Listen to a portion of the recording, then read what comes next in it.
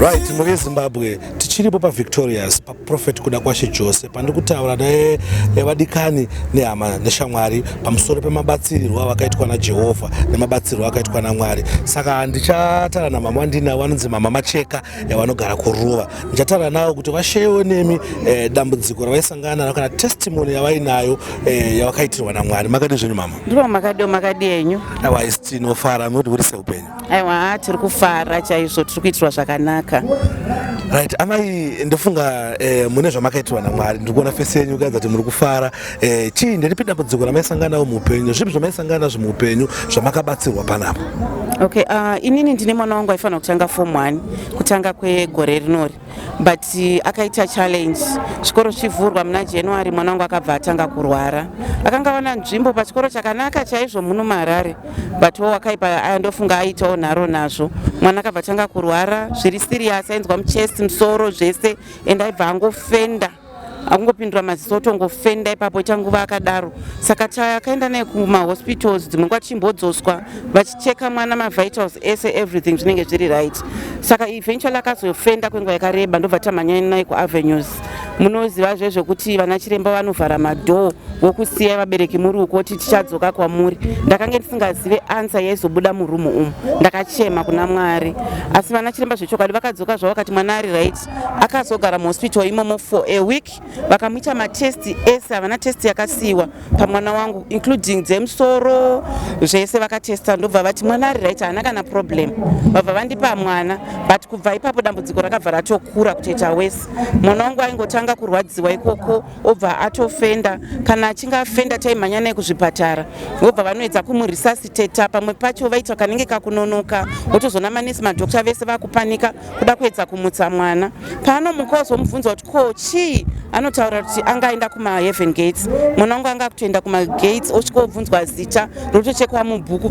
Kechipiri kacho paakafenda kudaro, anototi zita rake rakawanikwa mubhuku, akatonzi chipinda uende mberi. Ndokuoma kwakange kwaita zvinhu, dambudziko raitiremera. Tichizorifewa kuno kune vamwe, tisati tauya kuno handidi kunyepa, takafamba hapana patikasiya. Vakamboda kuzama kubatsira nekudii, vakamboedza but hapana change yatakawana. Saka tikazorifewa bva tauya kunoko. Saka kubva pakatanga kunamatirwa mwana wangu naProphet, takaona change hombe chaiyo. Mwana wangu anga asingaende kuchikoro, but vakatanga kumunamatira, vakamuencourage kuti abhabhatidzwe. Iko zvino mwana wangu is fully delivered. My daughter akatanga chikoro, I think ane about a month akuenda kuchikoro bvira gore rese richitanga. Haanambobvira akaenda kuchikoro nekuda kwedambudziko ratikange tinaro. It was a big challenge yekuti kana zvinge zvakwidza munhu waida kurwa naye ndibaba vacho. Saka inga itori hondo chaiyo mumba kana pese patinenge tiri, but iko zvino mwana wangu akadhilivwa. Mwana wangu avakuenda kuchikoro. The week before awana nzvimbo the school yatikazomutsvagira. Kuchikoro kwakange kusingaendeka, yanga iri hondo yeRussia neUkraine chaiyo. Aiti akasvika pachikoro aigona kufamba masteps mashoma, kuti achifamba asara matatu ekuti apinde muklasi, hondo yaibva yatanga. Saka ndakazochema ndirikoko ndichifonera Prophet. Prophet ndobva vauya vakangomunamatira mwana kwakupinda muklasi. Tikatora mapicture nemavideo tichitofara kuona mwana ari muklasi. Vakazoita vosvondo vachimuperekedza kuchikoro. Then after that mwana wangu akutoenda ega kuchikoro. Chinongondifadza nchekuti mwana wangu ane 1 month kubva gore asingaende kuchikoro, but kutaura kuno ari kuwana magrades ekuma 70%, 80%. Alright. Mama ndofunga paita maquestions akawanda ya musoro mangu ekuti because ndinjakamirira on behalf of vanhu vanongo vachiona. Dambudziko rangarare munhu waMwari akati dambudziko nderechii? Mwana wangu akaita spiritual attack yaibva kufamily. Munhu waMwari haana zvizhinji zvake zvaakada kutitaurira isu semaparents, nokuti akangoya nemwana takaremerwa. Chakakwanisa kuti akamunamatira akamuita inonzi deep sleep. Mwana wangu akaona vanhu vese vaimutambudza, vaimuataka nezvikonzero zvavaimuatakira. Izvozvo akatozviona, akatomuka akataura kuti ndaona ningi vakagara pakati vanga vachikonzera kurwara kwake kwese ikoko. Alright. Saka izvezvizvi asei mwana wangu akutoshanda muchechi umu atori asha akasimba, hapana kana paanonzwa. Mwana wangu aitambura achirwara achinzwa pain, iko zvino zvaatori gwindira anoenda kuchikoro, hakuna kana problem yatiri kutombonzwa. Hakuna kana macases ekumbonza afenda futi? Hakuchisina kana, anotoswera the whole day kuchikoro, zvana ndisingatombofungiri. Kazhinji ndinongo chingotarisa foni kuti pamwe yekuchikoro foni ichapinda, but kana anotoswera kuchikoro zvakanakisisa. Saka ndiye Mwari.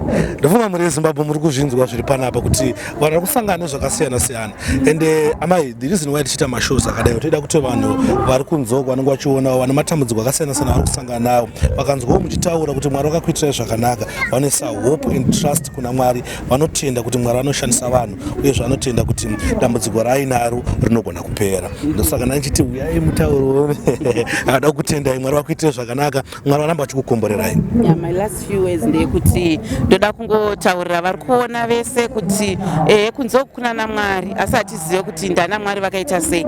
Kana makuda Mwari wechokwadi, ndakamuona paVictorious, ndakaona Mwari chaiwo chaiwo netsoka dzavo kuburikidza naProfeti Jose. Aiwa, toda kutendai, tichitenda Mwari vakakwasa kukuvhurawo kuti musangane na Prophet. Because mweya tsvina ndo vaisa murima kuti vasaone pavanobatsisa. Mufanira kutenda Mwari, Mwari varamba vachikuitirai zvakanaka. Muri Zimbabwe ndinonzwa kufara kana Mwari achiitira varanda vake zvakanaka, Mwari achiponesa varanda vake. Saka muri Zimbabwe, I think ndo testimony ngatinayo. Don't forget to subscribe, don't forget to like and share, kuti vamwe vanhu vaonewo nekubatsirwawo nezvinenge zvichiitika nematambudziko anenge vaisangana nawo. Thank you muri Zimbabwe.